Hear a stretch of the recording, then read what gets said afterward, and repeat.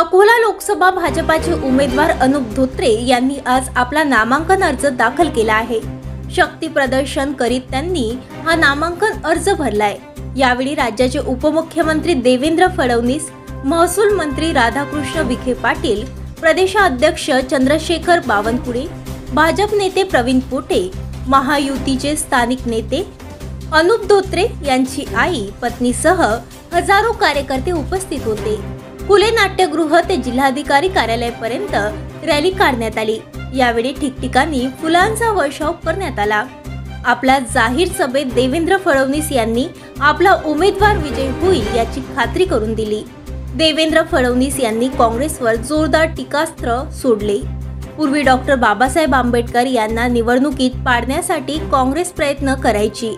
आताही प्रकाश आंबेडकर यांचा पराभव करण्यासाठी काँग्रेस प्रयत्न करीत आहे।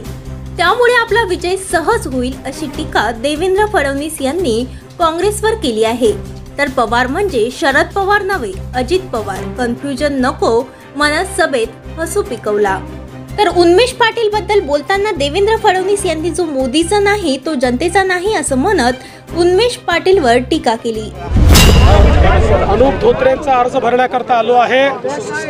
प्रचंड प्रतिसाद, हजारो लोक रॅलीमध्ये या ठिकाणी होते आणि मला विश्वास आहे की अकोल्यामध्ये अनुप धोत्रे चांगल्या मतांनी निवडून येतील। अरे बाबा, एक लक्षात ठेवा, जो मोदी जी के साथ नहीं उसको जनता का साथ नहीं। अनुप धोत्रे यांनी येणाऱ्या काळात शेतकऱ्यांना शेतीसोबत जोडधंदा आणि युवकांना रोजगार संधी मिळवून देण्यासाठी प्रयत्न करणार असल्याचं म्हटलंय।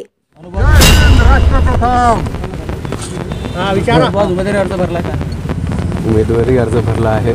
माननीय देवेंद्रजी फडणवीस, माननीय चंद्रशेखरजी बावनकुळे आणि आपले पालकमंत्री राधाकृष्ण विखे पाटील साहेब हे तिघं नेते उपस्थित होते। आपल्या युतीचे सर्व आमदार आपल्या लोकसभेतील याकरिता उपस्थित होते आणि सगळ्यात मोठा उत्साह हा मतदारबंधू आणि ज्या युवा लोकांमध्ये आणि सोबतच महिला मंडळ यांचा खूप मोठा एक उपस्थिती याकरिता होता।